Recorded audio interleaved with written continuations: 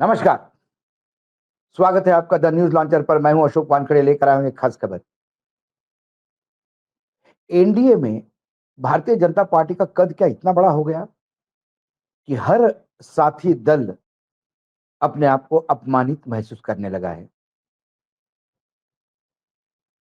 अभी प्रधानमंत्री north east में है और उन्होंने कहा कि नॉर्थ ईस्ट की जो सेवन सिस्टर्स है, इसको हम अष्ट देवियां कहते हैं, हमारे लिए पूजनीय है। लेकिन वहां जिनके भरोसे आप सत्ता में हैं, उनको इतना बुरी तरह से धुतकारना, क्या ये गठबंधन धर्म का क्या गठबंधन का धर्म है, ये मैं कहूं। लेकिन धर्म, नैतिकता, नियत, जबान, शब्द, इसके अर्थ कहाँ रह गए आजकल। बात त्रिपुरा की है। त्रिपुरा में प्रधानमंत्री जी दौरे पे हैं। त्रिपुरा में भारतीय जनता पार्टी, भाजपा, नीति गठबंधन सरकार के घटक दल, ये वहां पे एनडीए की सरकार है त्रिपुरा में, उनके साथ जो घटक दल जुड़ा है, उसका नाम है त्रिपुरा मोथा पार्टी, टीएमपी, ने राज्य के प्रधानमंत्री नरेंद्र मोदी के कार्यक्रम में निमंत्रण नहीं मिलने पर नाराजगी जताई। प्रधानमंत्री नरेंद्र मोदी जी ने सोमवार को त्रिपुरा के गोमती जिले में जीर्णोद्धार के बाद त्रिपुरेश्वरी मंदिर में पूजा अर्चना की। त्रिपुरा पार्टी, त्रिपुरा मोथा पार्टी यानी टीएमपी के वरिष्ठ विधायक रंजीत देव वर्मा ने कहा कि प्रधानमंत्री के कार्यक्रम का निमंत्रण नहीं मिलने से हम दुखी हैं। हमारी पार्टी के प्रमुख एवं शाही वंशज प्रद्योत किशोर माणिक्य देव वर्मम और पार्टी के विधायकों को इस ऐतिहासिक कार्यक्रम का गवाह बनने से वंचित रखा गया। याद रखें कि राजमाता विभू कुमारी देवी को भी कार्यक्रम का निमंत्रण नहीं दिया गया था, जबकि निर्माण का मंदिर महाराज धन्य माणिक्य ने 1501 में कराया था। ये मंदिर, ये राजवंश का मंदिर है। और ये जो पार्टी है टिपरा मोथा, ये पार्टी इसी राजवंश की है। ऐसा बोला, ऐसा मतलब वहीं चलाते हैं इस पार्टी को। 501 में इस मंदिर का निर्माण किया था। इस मंदिर के सारे अधिकार इसी शाही परिवार के साथ थे और इसी शाही परिवार ने इस मंदिर को पब्लिक के लिए ओपन किया था और ये मंदिर बहुत मान्यता प्राप्त था। यह घटना बीजेपी के जनजातीय मोर्चा के उपाध्यक्ष मंगल देव वर्मा सहित 4 लोगों पर पश्चिम त्रिपुरा में टीएमपी समर्थकों द्वारा हमला किए जाने के बाद एक दिन बाद हुई। टीएमपी विधायक ने दावा किया है कि सितंबर 1949 में आजादी के समय भारतीय संघ और रानी कंचन प्रभा देवी के बीच त्रिपुरा विलय समझौते पर हस्ताक्षर होने से पहले मां त्रिपुरा सुंदरी का मंदिर माणिक्य शासकों के स्वामित्व में था। जीर्णोद्धार के बाद त्रिपुरेश्वर मंदिर में आयोजित कार्यक्रम में प्रधानमंत्री जी के अलावा मुख्यमंत्री माणिक साहा एवं सांसद एवं प्रदेश के भाजपा अध्यक्ष राजीव भट्टाचार्य वहां मौजूद थे। क्षेत्रीय पार्टी की अनदेखी पर नाराजगी जताते हुए देव वर्मा ने कहा कि बीजेपी विधायकों और निर्वाचित प्रतिनिधियों को कार्यक्रम में शामिल होने के लिए अलग से निमंत्रित किया गया था। त्रिपुरा के प्रमुख विपक्षी दल रही टीएमपी पिछले साल मार्च में लोकसभा चुनाव के पहले भाजपा के नेतृत्व वाली सरकार में शामिल हो गई थी। राज्य विधानसभा में पार्टी के 13 सदस्य हैं। राज्य में भाजपा के नेतृत्व वाले संगठन गठबंधन में एक और घटक दल है, indigenous peoples front of Tripura, को भी कार्यक्रम में निमंत्रित नहीं किया गया था।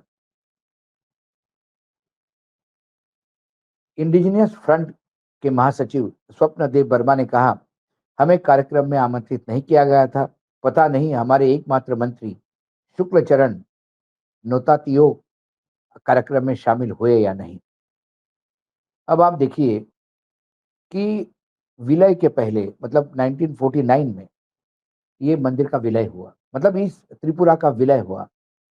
1947 में आजादी हुई और 2 साल तक ये विलय का काम लगातार चलता रहा सरदार पटेल के नेतृत्व में। गृह मंत्री थे वो। और जब त्रिपुरा तो ये नॉर्थ ईस्ट के राज्य हैं, वो अपने आप को चाइना के साथ भी जोड़ सकते थे, लेकिन भारत के साथ विश्वास के साथ आए। देव वर्मा परिवार जो है, सॉरी माणिक्य परिवार जो है, माणिक्य देव वर्मा, उन्होंने कहा कि माणिक्य परिवार का ये 1501 में बना हुआ मंदिर, आज ये स्थिति हो गई कि जब इस मंदिर का जीर्णोद्धार हुआ तो उसमें जो कार्यक्रम हुआ, उस कार्यक्रम में ही राज परिवार को वंचित रखा गया, जबकि वह राज्य परिवार राजकीय दृष्टि से भी अपना वजूद रखते हैं। ये क्यों हुआ, क्या हुआ, या फिर ये अकेला क्रेडिट लेने की बात है क्योंकि राज परिवार आएगा तो राज परिवार आज भी वहां इज्जत होती है, 13 विधायक हैं उनके, और माणिक्य परिवार का एक अच्छा वजूद है त्रिपुरा में। शायद हमारे छपास और दिखास के रोग के पीड़ित नेताओं को ये लगा होगा कि राज परिवार आया तो सारा अट्रैक्शन या सारा लाइमलाइट या सारा फोकस, अटेंशन वो ले जाएंगे, तो फिर हमारा क्या होगा। नवरात्र का समय है, देवी के मंदिर में पूजा अर्चना और पूरे देश में एक मैसेज देना है, इसमें राज परिवार क्यों। और यही कारण था कि अडवाणी जी भी, जिन्होंने पूरे भारत में अलग जगाया था राम मंदिर को लेकर, उसके बाद ही भाजपा ने अच्छा प्रदर्शन करना शुरू कर दिया लोकसभा चुनाव में, वो अडवाणी जी भी जा नहीं पाए। शंकराचार्य जो हिंदू धर्म के स्तंभ माने जाते हैं, चारों शंकराचार्य भी उस आयोजन से दूर थे। क्यों? ये क्रेडिट किसी एक को लेना था। वहां संघ चालक बैठे थे, लेकिन दुय्यम दर्जे के नागरिक जैसे सारा लाइमलाइट एक ही आदमी लूट रहा था, पूरा क्रेडिट एक ही आदमी ले रहा चाहता था। जो राम को लाए हैं उनको वापस लाना है। राम को लाए नहीं थे, राम वहीं थे। राम मंदिर की जो पूरी प्रक्रिया है वो सर्वोच्च न्यायालय की देन थी, इसमें मोदी सरकार का कोई लेना देना नहीं था। लेकिन फिर क्रेडिट लेना है तो सबसे आगे जाना है, यही वहां का काम। दूसरी बात, जब आपको सत्ता में आना होता है तब आपके लिए ये सब लोग वंदनीय होते हैं, साथी घटक दल। और जैसे ही आप सत्ता में स्थापित हो जाते हैं, फिर आप इनके साथ खेलने लगते हो। ये तो त्रिपुरा छोटा है, ये तो इस चुनाव के पहले राजवंश की ये पार्टी बीजेपी के साथ आ गई, लेकिन जिसे जनसंघ में पूरी ताकत देते हुए, जिसमें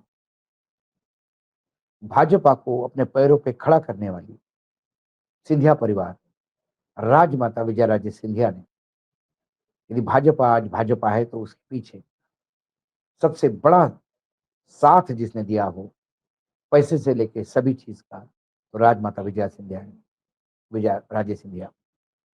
आज उनके एक पोते बीजेपी में आ तो गए कांग्रेस से, दुय्यम दर्जे के मंत्री पद पर लेकर बैठे हुए हैं। इससे ज्यादा आवा भगत उनकी कांग्रेस में थी।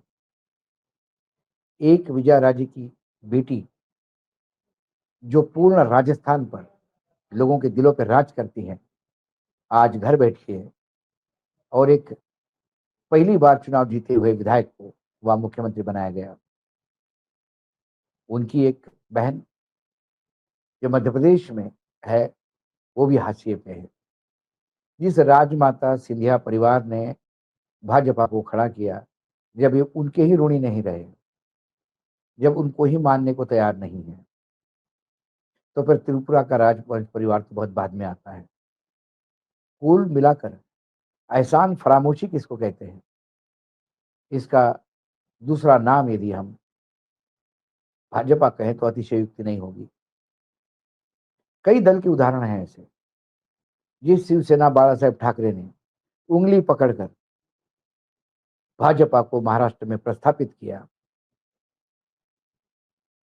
उसी बाला साहब के पार्टी के दो फाड़ कर दिए और बाला साहब के परिवार को सत्ता से बाहर कर दिया। हर राज्य में दिखेगा आपको, हर राज्य में दिखेगा। जिन जिन ने भाजपा के लिए किया 2014 के बाद, उनका कोई अस्तित्व नहीं रहा। ये है 2014 के बाद की भाजपा। आज इस विशेष कार्यक्रम में इतना ही। कल फिर आता हूं किसी विषय के साथ। तब तक के लिए नमस्कार। देखते रहिएगा द न्यूज लॉन्चर।